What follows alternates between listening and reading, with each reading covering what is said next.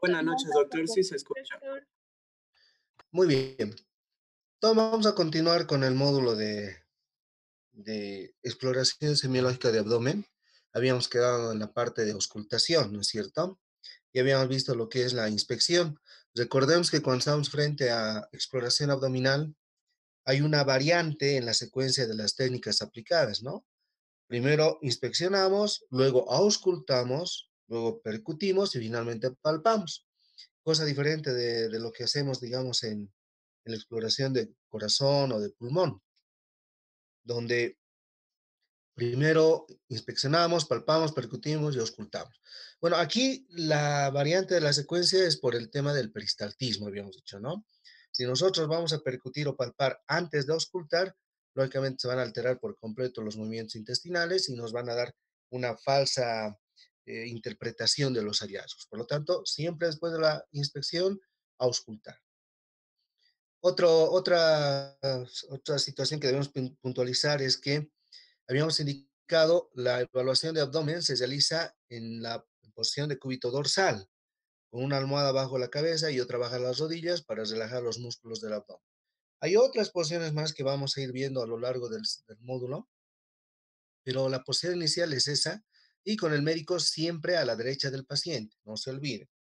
Otra cosa que debemos puntualizar es que eh, siempre, antes de realizar cualquiera de las técnicas básicas en abdomen, sea inspección, auscultación, palpación o percusión, lo primero que debemos hacer, recuerden siempre, es dividir imaginariamente el abdomen de forma en regiones, ¿no? Topográficamente en regiones. O sea, siempre debemos hacer esa división. Lógicamente eso va a estar cuando estemos frente al paciente real, en nuestra mente, ¿no? Pero digamos a la hora de su evaluación, por ejemplo, tienen que mencionar ese punto, ¿no? Dividir el abdomen en 9 regiones.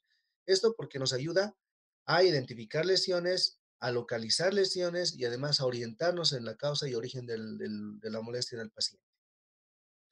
Segunda pregunta, que es clave, que se debe hacer, segundo punto, que es importante a la hora de hacer el examen de abdomen, sea que hagamos inspección, palpación, percusión, auscultación, etcétera, debemos preguntar al paciente si siente dolor en alguna región del abdomen.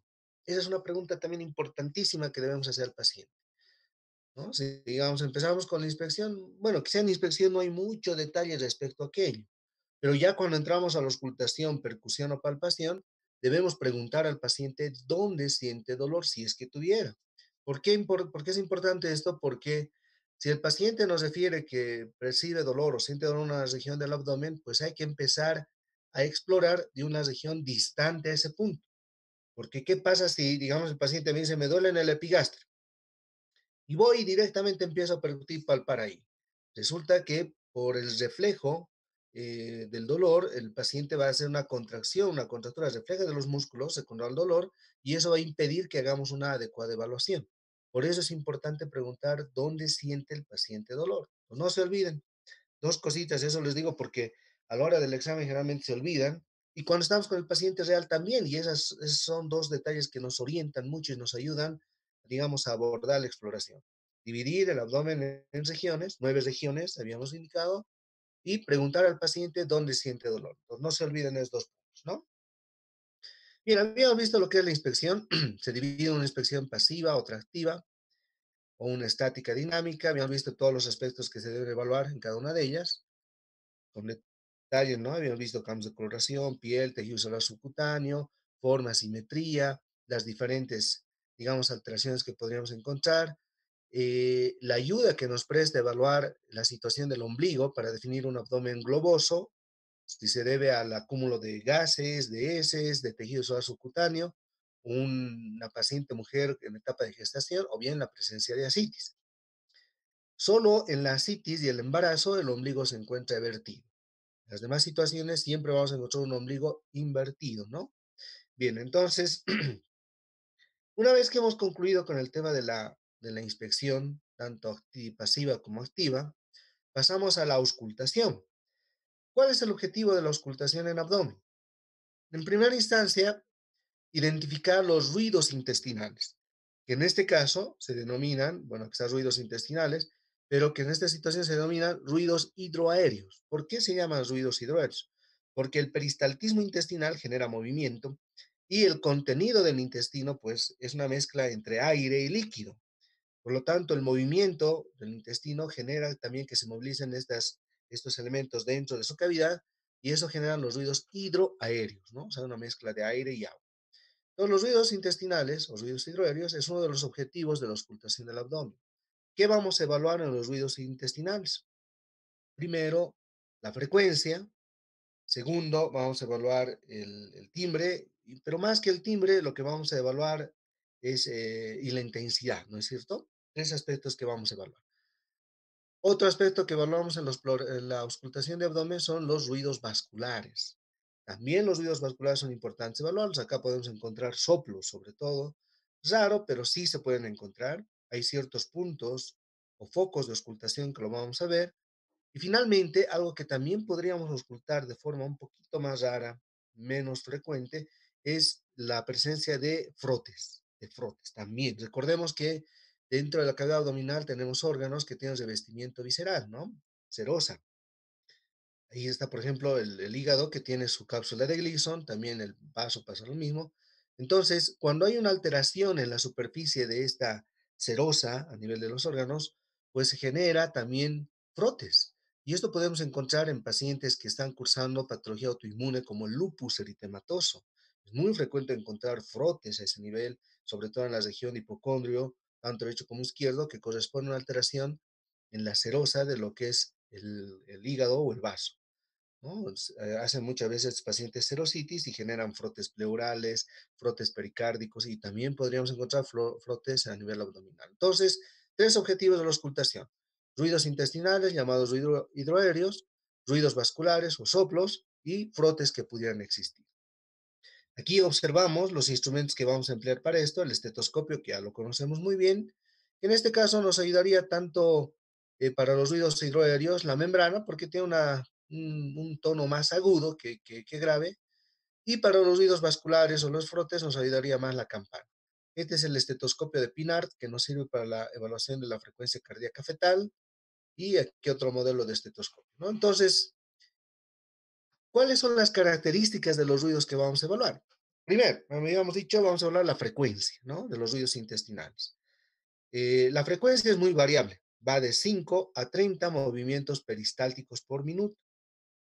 Cada ruido que uno escucha, ¿no?, ese es un ruido peristáltico, ¿no? Luego viene otro ruido. O sea, hay que interpretarlo de esa forma. Por eso es que, como hay esa gran variabilidad en la frecuencia, siempre debemos evaluar durante un minuto la auscultación de abdomen, siempre durante un minuto.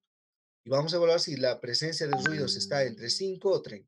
Si es menos de 5, hablamos de ruidos hidroaéreos hipoactivos. Si es más de 30, de ruidos hidroaéreos hiperactivos. Y si están entre 5 y 30, normoactivos, ¿no? Hay situaciones que nos pueden dar cada una de estas alteraciones. Por ejemplo, los ruidos hipoactivos se van a dar sobre todo en trastornos hidroelectrolíticos, sobre todo la presencia de hipocalemia, o sea, cuando las concentraciones de potasio en sangre están muy bajas. Recordemos que el potasio interviene en la contracción muscular, también a nivel intestinal, por lo tanto, las hipocalemias nos pueden dar ruidos hipoactivos. Un ayuno prolongado, pero muy prolongado, como los que hacen las famosas huelgas de hambre, por ejemplo, ¿no es cierto? También ahí vamos a encontrar ruidos hipoactivos. ¿Cuándo vamos a tener ruidos hiperactivos? Cuando hay algún proceso inflamatorio que afecte la mucosa intestinal. Por ejemplo, las enteritis, gastroenteritis, la enterocolitis, etcétera, ¿no es cierto? Algunas enfermedades también de tipo inflamatorio que podrían dar el síndrome de intestino colon irritable, etcétera, nos van a dar hiperactividad en los ruidos intestinales, ¿no? Las diarreas que cursan en las enteritis, etcétera. Pero también podríamos tener ruidos aumentados en su frecuencia cuando hay un proceso obstructivo a nivel del intestino, obstructivo mecánico, ¿no? Entonces, las obstrucciones intestinales también nos pueden dar aquello. Respecto al timbre, la otra característica de los ruidos, acá básicamente lo que debemos aprender a identificar es el timbre metálico, el famoso timbre metálico. Este timbre metálico es muy característico en pacientes que están cursando un proceso obstructivo intestinal mecánico, ¿no? Se escucha como si el ruido intestinal está, o sea, se inicia y termina de forma súbita como si tuviera una explosión dentro de una garrafa, ¿no? ¡Pum! Y hay una resonancia extrema. Entonces, eso es lo que denominamos el timbre metálico, que da la impresión que se estuviera golpeando una garrafa vacía, esas de gas. Por lo tanto, el timbre metálico asociado a un incremento en la intensidad de los ruidos y también en la frecuencia, nos hacen pensar en un proceso obstructivo intestinal de tipo mecánico, ¿no? El hilio mecánico. Es muy frecuente esto en pacientes que han sido sometidos a cirugías previas y muchas veces algunos tienen reacción a nivel peritoneal inflamatoria y generan después de algún tiempo las famosas bridas o adherencias, ¿no? Las bridas o adherencias son lesiones, como unas raíces más o menos que se forman de tipo fibrinoso a nivel del peritoneo y muchas veces logran, digamos, envolver toda la circunferencia del intestino y esto genera pues un proceso obstructivo mecánico, ¿no? La Disculpe, obstrucción. doctor, ¿Sí? ¿está cambiando las diapositivas? No, no estoy cambiando, no te preocupes, no estoy cambiando, no Ah, te ya, preocupes. pensé que se había Sí, sí, colgado. sí, no te preocupes. Yo voy cambiando poco a poco. Entonces, como les decía, la obstrucción intestinal mecánica nos puede dar unos ruidos intestinales de timbre metálico con incremento de su intensidad. Respecto a los ruidos vasculares, a ver, vamos a ver, ahora sí vamos a cambiar. Lo que pasa es que más adelante tenemos muchas aquí. Acá tenemos algunos de los focos de auscultación a nivel de abdomen, ¿no es cierto? Este es uno que ya lo conocemos, es el foco epigástrico, donde precisamente va a transcurrir la arteria aorta abdominal, ¿no? Se proyecta este nivel, pero también la actividad del ventrículo derecho, no nos equivoquemos, no nos olvidemos, mejor dicho, ¿no? Entonces, estos son los focos que debemos auscultar. Acá podemos encontrar soplos cuando tenemos pacientes con coartación de aorta o bien aneurismas de aorta. Y otros focos que vamos a encontrar es a nivel de los hipocondrios, tanto derecho como izquierdo. Aquí sí podemos encontrar también algunos soplos, sobre todo cuando hay la cavernomatós de las venas suprahepáticas en el síndrome de Buch-Chiari. Esa es una patología también algo relativamente rara, ¿no? Pero que sí se puede encontrar soplos a este nivel. Lo mismo en obstrucciones de la arteria esplénica en hipocondrio del lado izquierdo, ¿no? Los otros focos son a nivel de los vasos ilíacos, sobre todo en pacientes que tienen sífilis congénita, tardía, etcétera. Podríamos encontrar ahí soplos también y a nivel de las arterias femorales, que también podríamos encontrar soplos. Son los focos de auscultación que debemos evaluar cuando hablamos de ruidos vasculares, ¿no? Y cuando hablamos de frotes, básicamente lo vamos a encontrar a nivel de hipocondrio, tanto derecho como izquierdo, y en mesogástrico, cuando hay serositis a ese nivel. Y es mucho más raro, menos frecuente, ¿no? Bien, entonces ya sabemos qué vamos a auscultar, qué vamos a evaluar ahora, cómo lo vamos a hacer. Aquí viene, ¿no? La gran interrogante. Es lo que les decía un principio. Cuando hacemos cualquiera de las técnicas básicas, siempre vamos a preguntar al paciente dónde siente más dolor. Entonces, en este caso, una vez dividiendo el abdomen en regiones, ¿no es cierto? Vamos a preguntar al paciente si siente dolor en alguna región específicamente. Y si el paciente refiere dolor, digamos, en fosa ilíaca izquierda, empezamos la auscultación de un sitio distante a este punto. Esa es una forma de auscultar. Esa es una de las tantas formas que hay, ¿no? La otra forma, que quizá es la más coherente en este caso, es comenzar a nivel del mesogastrio, a nivel de región periumbilical. ¿Por qué? Porque sabemos que a nivel del mesogastrio se proyecta básicamente todo lo que es el intestino, ¿no? Ahí está proyectado lo que es el yeyuno, el duodeno, el ilion, etcétera. Por lo tanto, una buena forma es auscultar empezando de la región periumbilical y de forma radiada o en espiral vamos a ir recorriendo todas las 9 regiones del abdomen, ¿no? ¿Por qué? Porque lo que queremos evaluar son los ruidos hidroaéreos, entonces aquí es donde vamos a encontrar con mayor detalle. Y la otra forma de poder hacer la auscultación es empezar por región, ¿no? Digamos, el paciente me dice que no siente dolor en ninguna región, entonces sistemáticamente puedo empezar desde el hipocondrio, voy pasando al epigastrio, bajo al siguiente hipocondrio, bajo a la fosa ilíaca derecha, mesogastrio, fosa ilíaca izquierda, fosa ilíaca derecha, hipogastrio y etcétera, ¿no? Entonces vamos auscultando todas las 9 regiones. El objetivo es auscultar cada una de las regiones, sea por uno u otro método, cualquiera de ellos sirve, ¿no? Ahora, si el paciente siente mucho dolor en una determinada región, entonces ahí podríamos tomar la técnica de auscultar de una región distante a esta. Ahora, el objetivo de la auscultación es auscultar en el primer foco, si digamos empezamos acá en mesogastrio, un minuto completo, no se olviden, un minuto, porque solo en un minuto vamos a poder identificar las características de los ruidos. Ahora, ¿qué pasa si mi paciente o el paciente que estoy auscultando durante ese minuto no ausculto ningún ruido? ¿Qué es lo que debo hacer? En ese caso, debo continuar en el mismo foco de auscultación durante 5 minutos más. 5 minutos más debo auscultar. Si en esos 5 minutos no se genera ningún ruido, hablamos del silencio auscultatorio abdominal.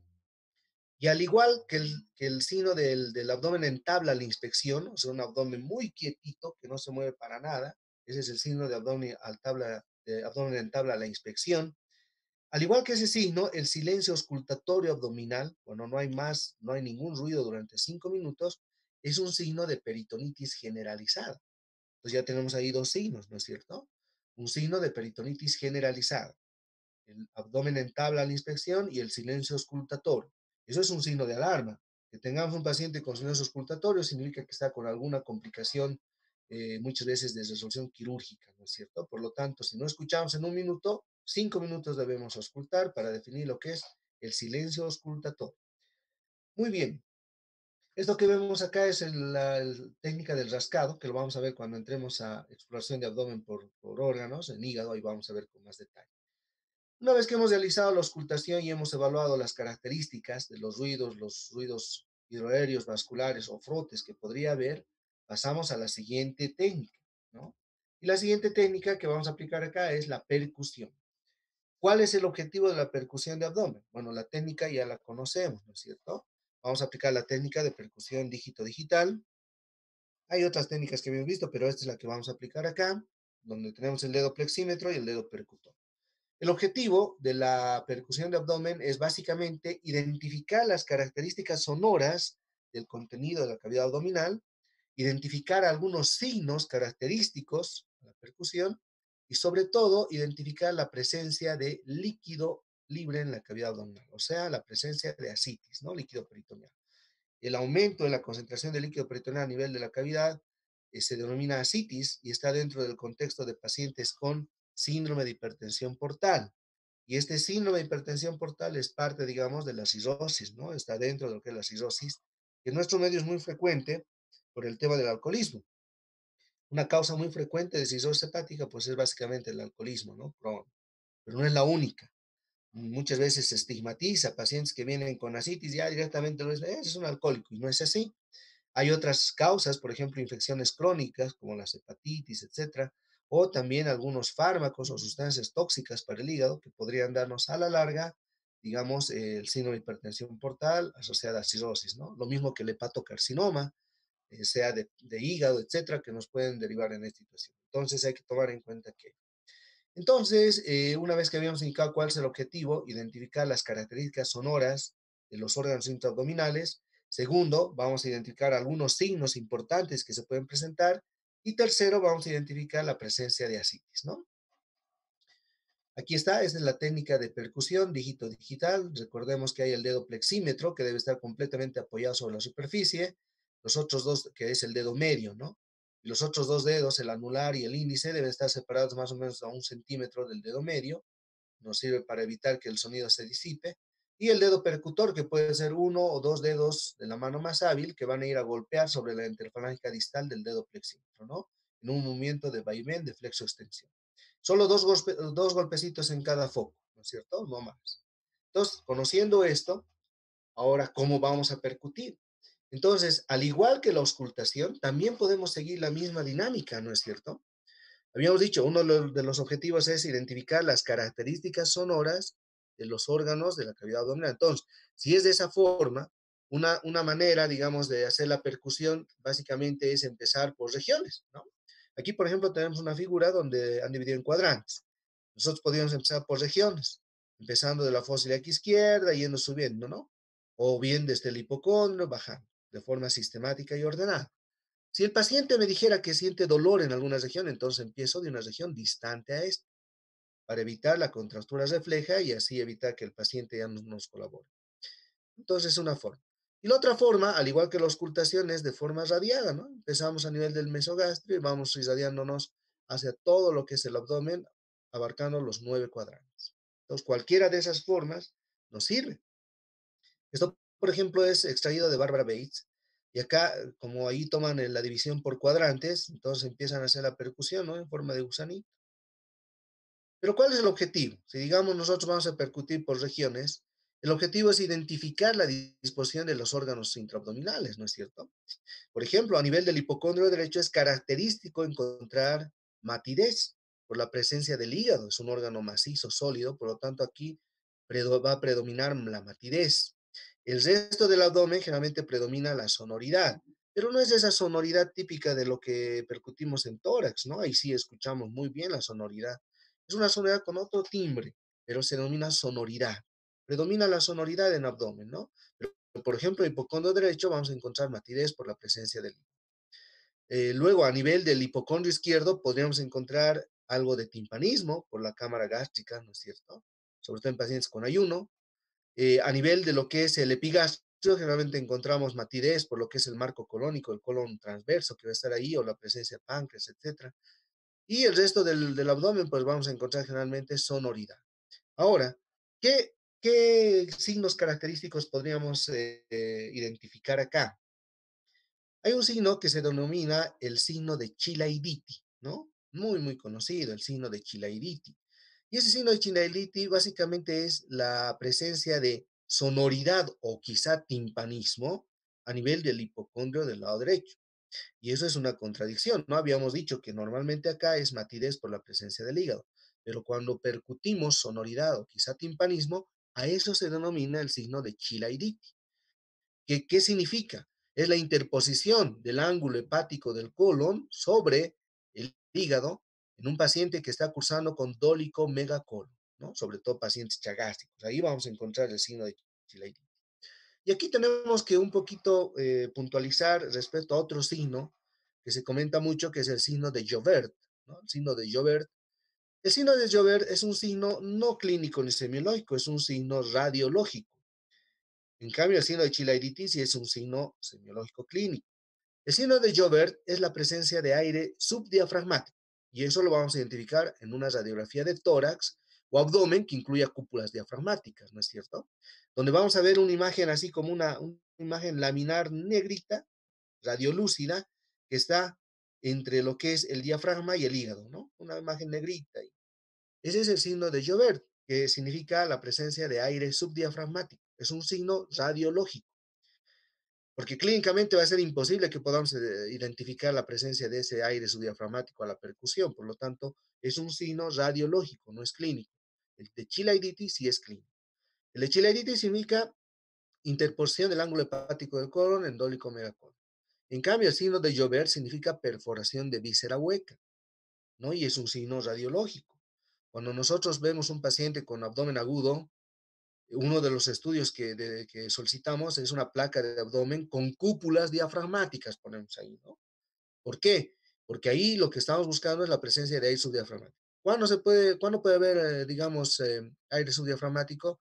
Cuando tenemos una víscera perforada, como una úlcera penetrada, etcétera, ¿no es cierto? Una úlcera gástrica o un apéndice que al final se perfora y genera la salida de gas, etcétera, y vamos a encontrar el aire subdiafragmático. O también en pacientes posoperados. En ese caso es frecuente encontrar el signo de Joubert, pero ese es un signo postquirúrgico, ¿no? Sobre todo cuando hay las cirugías laparoscópicas, vamos a encontrar Joubert ahí. Entonces hay que tomar en cuenta esas dos puntualizaciones, ¿no? Chilaiditi, Joubert. Otro signo que podemos identificar a la percusión es el signo en tablero de ajedrez, así se llama, ¿no? ¿Y por qué en tablero de ajedrez? Si nosotros recordamos el tablero del ajedrez precisamente, pues tiene una disposición en cuadraditos, ¿no? De diversos colores intercalados, blanco, negro, blanco, negro, blanco, negro, etc. Entonces, encontramos lo mismo a la percusión por regiones. Vamos a encontrar alternancia entre sonoridad, matidez, sonoridad, matidez, sonoridad, matidez, sonoridad, como si fuera el tablero de un ajedrez precisamente. Y es por eso que se llama este signo el signo del tablero de ajedrez.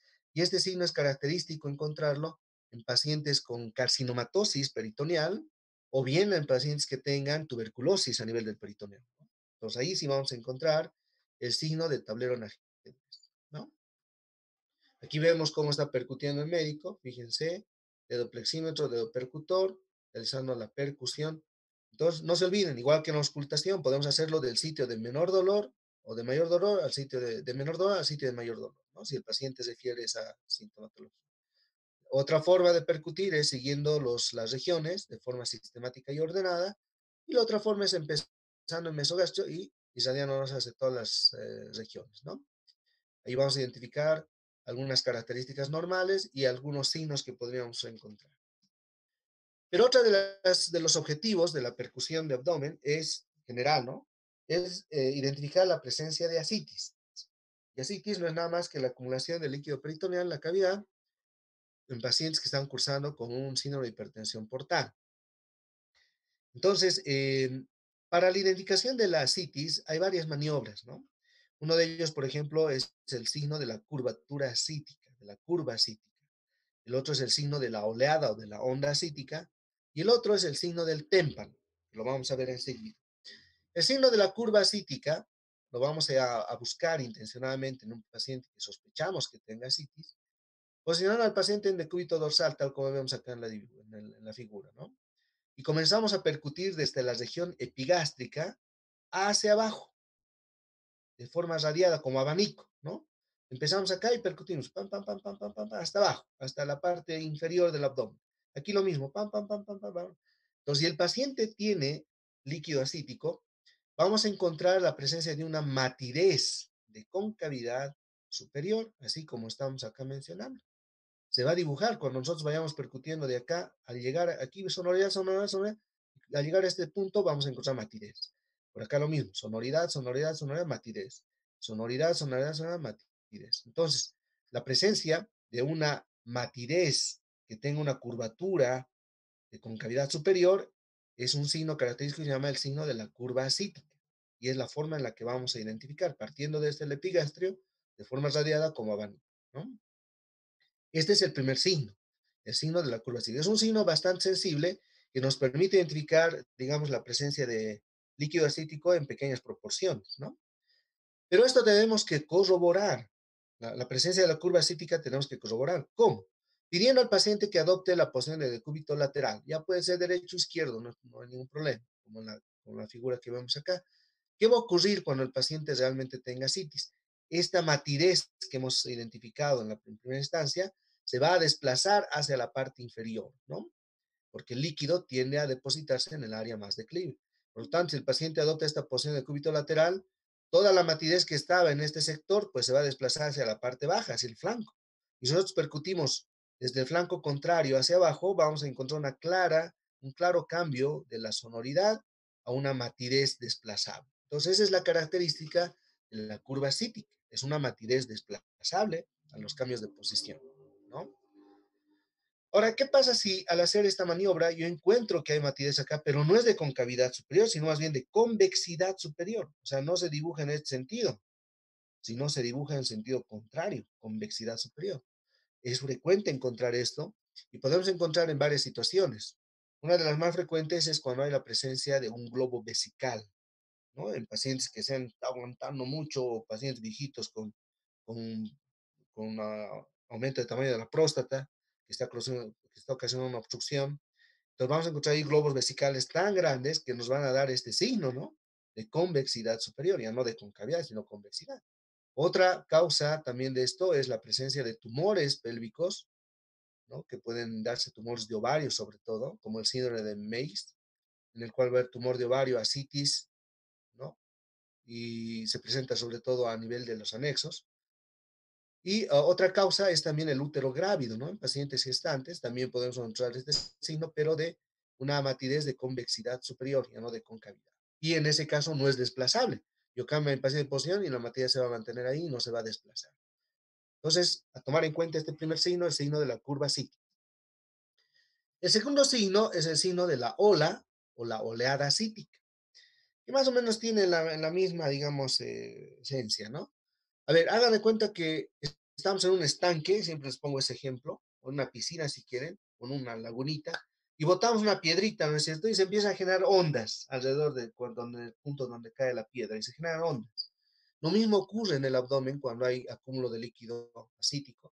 Entonces, si nosotros percutimos un flanco, percutimos acá, por ejemplo, vamos a generar una onda, una ola a nivel del líquido acítico que se va a transmitir hasta el otro flanco.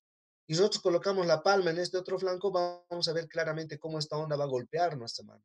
Percutimos acá y la onda viaja, viaja, pum, y golpea la mano contraria porque va a estar apoyada a nivel del flanco.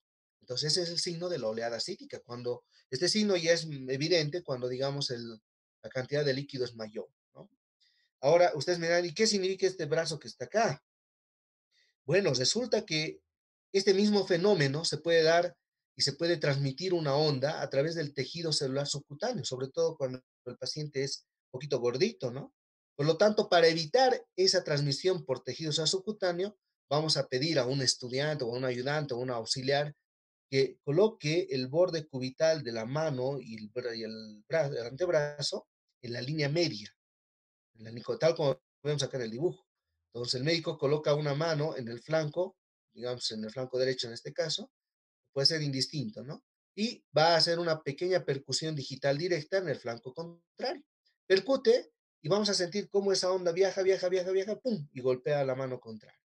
Se nota bien clarito, ¿no? Es como si estuviéramos botando una pelotita, incluso se siente la onda cuando ya hay un líquido, una buena cantidad de líquido acumulado. Y para evitar que ese fenómeno se transmita por el tejido subcutáneo, se coloca la mano. Y si no tenemos un ayudante, ¿qué hacemos? Pues simplemente esta maniobra, fíjense, se coloca el dedo pulgar en la línea media, como vemos acá, y todo el resto de los dedos de esta mano al lado del flanco para poder percibir el golpeteo de la onda cítica que vamos a generar con la percusión del flanco contrario. Tal como vemos en el dibujo, se coloca el dedo pulgar en la línea media, con la otra mano se percute una percusión digital directa y con los otros dedos en el otro flanco vamos a percibir la transmisión de la onda cítica. Este es el signo de la curva cítica, fíjense, como abanico se debe percutir, es una curva cítica desplazable. En cambio, esta otra, de convexidad superior, esa no es desplazable, ya hemos indicado en qué casos vamos a encontrar. Aquí está, ¿no? Globo vesical, embarazo, tumores de útero y ovario, ¿no? Uno de los tumores es el síndrome de Meigs, que se caracteriza porque tiene el paciente un tumor que depende de ovario, hay ascitis y además va a haber derrame pleural, ¿no? Es muy frecuente encontrar eso. Muy bien. Bueno, entonces, y el otro signo, que bueno, no sé si está acá, bueno, no está. El otro signo es el signo del témpano, ¿no? El signo del témpano. ¿En qué consiste el signo del témpano? Estando el paciente en el cúbito dorsal, así como vemos en el dibujo, hagan cuenta, a ver, imagínense un vaso de Coca-Cola o de gaseosa que tenga su hielo ahí arribita, ¿no es cierto? Y entonces nosotros si con el dedito empujamos el hielo se hunde, pero inmediatamente vuelve a flotar a la superficie, ¿no? Y va a golpear nuestro dedo. Ese mismo fenómeno ocurre con el hígado en un paciente que tiene ya mayor cantidad de líquido acítico. En este caso, el hígado va a estar como flotando, como el cubito de hielo ahí en la gaseosa, va a estar flotando. Y entonces lo que nosotros debemos hacer es aplicar una percusión digital directa. En este caso no vamos a hacer la técnica de percusión dígito digital, sino una percusión digital directa por debajo del reborde costal, ¿no? Aquí está el reborde costal. Por debajo, justo por debajo del reborde costal, vamos a percutir de forma directa sin levantar los dedos. Percutimos y mantenemos los dedos ahí apoyados. Vamos a sentir cómo el hígado desciende y casi inmediatamente vuelve a ascender y golpea el pulpejo de nuestros dedos. Ese es el signo del témpano, ¿no? Tal como el témpano de hielo, pues se une y vuelve a salir porque está flotando el líquido. Lo mismo ocurre con el hígado, ¿no? Por lo tanto, ese es otro signo que nos sirve también para la identificación de ascitis. O si les preguntarían, por ejemplo, a ver, ¿cuáles son los signos para identificar ascitis? Signo de la curva cítica, la oleada cítica y el signo del témpano, ¿no? Bien. Ahí está, los signos que habíamos mencionado. Finalmente, vamos a pasar a lo que es la palpación, ¿no? Es la última técnica básica que aplicamos en el examen general de abdomen. Recuerden, estamos en el examen general de abdomen. Y la técnica palpatoria, pues, se divide en dos, ¿no? Va a haber una palpación superficial y otra palpación profunda. El objetivo es identificar las características de los órganos subyacentes y también nos permite identificar las características del contenido de una superficie, ¿no? Por eso es que esto básicamente se aplica a abdomen. Y la palpación puede ser monomanual cuando utilizamos una sola manito o bimanual. Eso va a estar en función al paciente, ¿no? Y a lo que queremos evaluar. Si nuestro paciente es, digamos, gordito, obeso, pues será una palpación bimanual. Si es flaquito, delgado, será una palpación monomanual. Si queremos, digamos, evaluar con mayor detalle un hallazgo, haremos una palpación bimanual, de lo contrario, monomanual. Eso es en función al contexto del paciente. Pero tanto manual como bimanual podemos realizar de forma superficial o profunda, ¿no es cierto? Aquí está. Entonces, la técnica de palpación superficial aplicada a abdomen básicamente nos evalúa tres aspectos. Nos evalúa Si se corta, jóvenes, nos vamos a volver a reconectar, ¿ya? Entonces nos evalúa tres aspectos. Nos evalúa la tensión de la pared. Aquí vamos a definir si el paciente tiene una pared abdominal blando depresible o es que está rígida. Entonces acá vamos a encontrar un nuevo signo, el signo de abdomen en tabla, la palpación. Recuerden que habíamos visto el signo de abdomen en tabla, la inspección. Ahora este es el signo de abdomen en tabla, la palpación, que junto con el signo de abdomen en tabla, la inspección y el silencio auscultatorio, son los tres signos para peritonitis generalizada, ¿no es cierto? Pero es como si estuviéramos palpando la superficie de nuestra mesa, ¿no? Es así, tabla, tabla, realmente duro, bien contraídos los músculos. Entonces, uno de los objetivos es evaluar la tensión de la pared. El segundo objetivo es evaluar la sensibilidad. Y el tercero, evaluar la temperatura local. Entonces, la sensibilidad puede haber áreas de hiperalgesia cutánea, pacientes que están con plastrón apendicular, cuando se forma ya hay una apendicitis complicada con una peritonitis localizada, va a haber hiperalgesia cutánea. El paciente no va a tolerar que estemos pasando la mano a través de la región. Eso sería hiperalgesia. También pacientes con herpes zóster, que afecta a una raíz nerviosa abdominal, también antes que aparezcan las lesiones típicas de las ampollitas, pues